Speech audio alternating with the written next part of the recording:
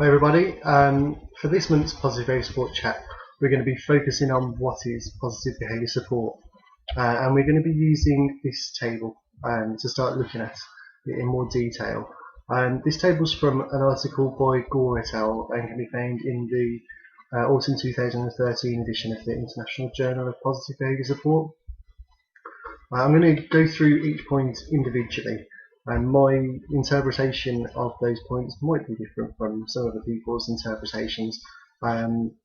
Please feel free to comment and give alternative interpretations. I welcome the input. I hope this will be useful for you if you're not too familiar with positive behaviour support, or even if you are. If you have a family member who's receiving a positive behaviour support intervention, it might help you to look at how positive behaviour support that positive behaviour support is. If you're a service that provides positive behaviour support, it might be useful to go through this table and look at how well is your service doing, and is there any actions that you need to put into place. You can see at the left hand side of this table, it's broken it down into values, theory and evidence base, and process. That's a really useful way of thinking about positive behaviour support and breaking it down. I'm not going to focus too much on that left hand column because I think it will come across as we talk through each of the points individually. So let's get started at point number 1. Prevention and reduction of challenging behaviour occurs within the context of increased quality of life, inclusion, participation, and the defence and support of valued social roles. Now, for many people with learning disabilities and families, this will sound like music to your ears. I'm sure living with the daily challenges, the injuries, the breakages isn't the quality of life that you're hoping for. But it's about doing it within the context of increasing quality of life. We can't just take people bowling and give them new friends and all the problems will disappear. We have to clearly assess what the person's behaviour is telling us and how we're going to help them to meet that, so as they don't need to be challenging anymore. So it's all doing it contextually. So that leads us nicely onto point 2, which is constructional approaches to intervention design build stakeholder skills and opportunities to eschew aversive and restrictive practices. So this is about us being in the business of skill building, not behaviour reducing. We want to focus on building more skills. Behaviours reduce is a naturally occurring side effect when we do this. The skills talk might go back to point 1 and be about building quality of life. So it could be about teaching a new way of effectively communicating a need. It could be about enabling people to do something with less support. It could be about teaching direct supports how to be more responsive to how a person communicates. The other thing that's important is about eschewing aversive and restrictive practices. We all face aversives and restrictions in life. We learn to live in a way that we don't bump into these very often. A direct result of positive behaviour support should be that there is a reduction in the amount of restrictions and aversives that a person faces.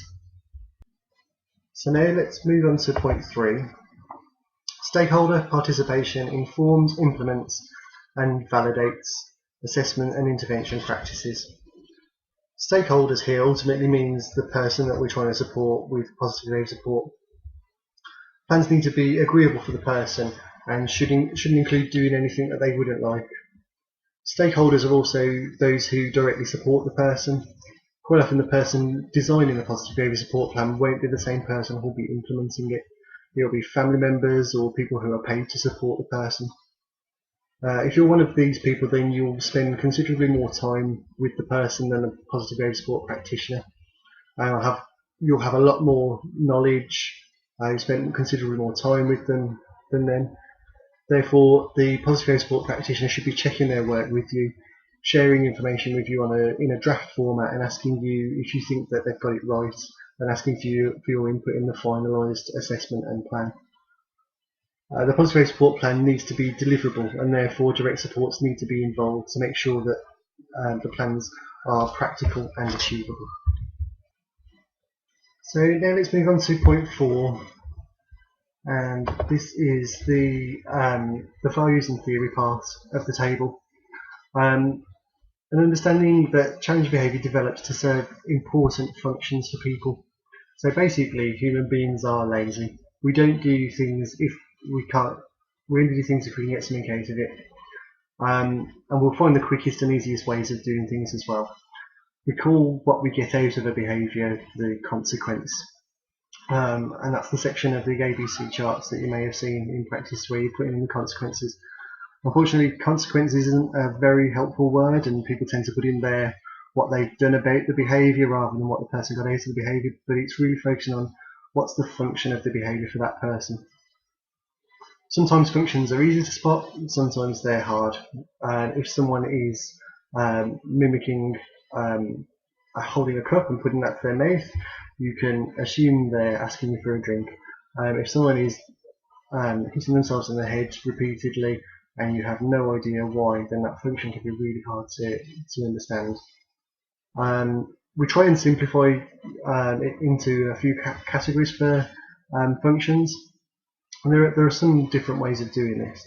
I like thinking of it in people either do it to gain things or avoid things, to gain social attention or avoid social attention, to gain sensory or internal things, or to avoid sensory and internal things. And things tend to fall into one of those 6 categories. Everything that human beings do will achieve at least one of those functions.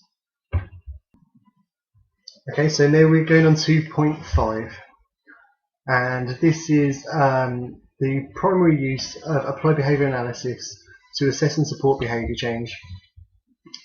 Now, you might come across some positive behaviour support practitioners who deny any linkage between positive behaviour support and applied behaviour analysis. I'd probably recommend avoiding these people because if positive behaviour support doesn't have ABA behind it, then you've got nothing basically. I sometimes like to make the comparisons between how would this work in another field, and you couldn't really imagine going to see a surgeon who said, I don't believe in studying anatomy and physiology. You need to study applied behaviour analysis and understand the science behind behaviour to make positive behaviour support really work. There's potentially lots of very bad side effects of behavioural interventions, and doing it inappropriately or incorrectly could lead to people being hurt or behaviours getting worse. So you really need someone who is appropriately qualified to do it. And behaviour science is very complicated. My personal view is that a positive behaviour support practitioner should be regulated by someone. There are 3 bodies really that they should be regulated with. There is the Nursing and Midwifery Council, who regulate nurses. There is the Healthcare Professionals Council, who regulates psychologists, OT, speech and language therapists, and allied health professionals. And there's the Behaviour Analyst Certification Board, who regulate board certified behaviour analysts. So they should be regulated by one of those, and they should have also studied an ABA related course, preferably to MSc level, so as they've had an appropriate level of training in it. And it might be that the person who is delivering the positive behaviour support intervention doesn't have that level of training. It might be that their supervisor has that level of training. So if you're working with someone who doesn't have that level of training, maybe inquire about who is their supervisor and see what arrangements they've got in place for supervision. So that takes us on to point 6. The secondary use of other complementary evidence-based approaches to support behaviour change at multiple levels of a system. So the keyword here is evidence-based. There are some interventions that a positive behaviour support practitioner won't be able to work with because they don't have an established evidence base yet. But most interventions are based on human behaviour, and therefore they've got an element of the science of human behaviour, applied behaviour analysis behind them. They'll be aimed at affecting human behaviour, so the positive behaviour support practitioner should understand where this fits in with their intervention. So, for example, a speech and language therapist might be providing an intervention around teaching a new communication skill. Well, that's a skills teaching intervention which fits in very nicely into the behaviour interventions. Or an OT might be making environments more enabling for people, and that would be an antecedent intervention which makes quality of life skills more achievable. So move on to point 7, a data-driven approach to decision making at every stage. One of the beautiful things about behaviour is that you can measure it. You can count how many times it happens, how long it lasts for, how severe it is, You can also measure it if it's connected to other things that happen in the environment. A positive behaviour support practitioner should be collecting data during assessment and intervention. These should be presented in a graph to demonstrate how they've understood the data they've collected. Practitioners may ask people who directly support the person to collect data for them, and should train people in how to collect data to make sure it's done consistently. Often data collection will change as things are tried, because you'll sometimes try things and go, well, that way didn't work, so let's try it a different way. So let's move on then to number 8, and this is back to function. Functional assessment to inform function-based interventions. A functional assessment should contain 3 things. It should be indirect assessments, which could be interviews with people who know the person well. There's lots of semi-structured and structured interview tools out there, and they should be used to gather detail about what's going on, but reported information alone isn't enough. So the second way is about direct assessments by others. So ask people to complete ABC charts or incident forms and look at the data that the people who directly support the person are collecting. There are a lot of issues usually with consistency and reliability of this information. Sometimes positive behaviour support practitioners will spend time doing these reports alongside people who directly support the person to check they're doing them correctly, but there can still be lots of inconsistencies. So the third way is about having direct assessments where the positive behaviour support practitioner watches and counts behaviour themselves. Common approaches to this are momentary time sampling, partial interval recording, whole interval recording, and functional analysis observations. You need all 3 types of assessments to do a functional assessment. The information is then triangulated, which means it's cross-checked against each other to make sure that all the assessments are saying the same thing. And now we'll move on to point 9. Multi-component interventions to change behaviour proactively and manage behaviour reactively. So this is talking about the multi-element model, which was originally described by Donnellan and Lavinia in 1988. Basically, we look at the ABCs of behaviour and we design interventions that fit with this. So we would have ecological interventions which would address the antecedents. We'd have positive programming interventions which aim to teach new skills aimed at the behaviour. And we'd have focus strategies which look at the consequences or reinforcement. All of these should be focused on what we found out about the function of the challenge behaviour and how we can meet the functions in a different way.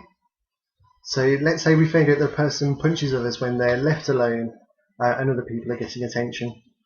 Our assessment would indicate that the behaviour is about gaining attention. So we'd look at ecological interventions to make attention more freely available for them. We could look at skills teaching interventions to teach new ways for the person to request attention without punching people.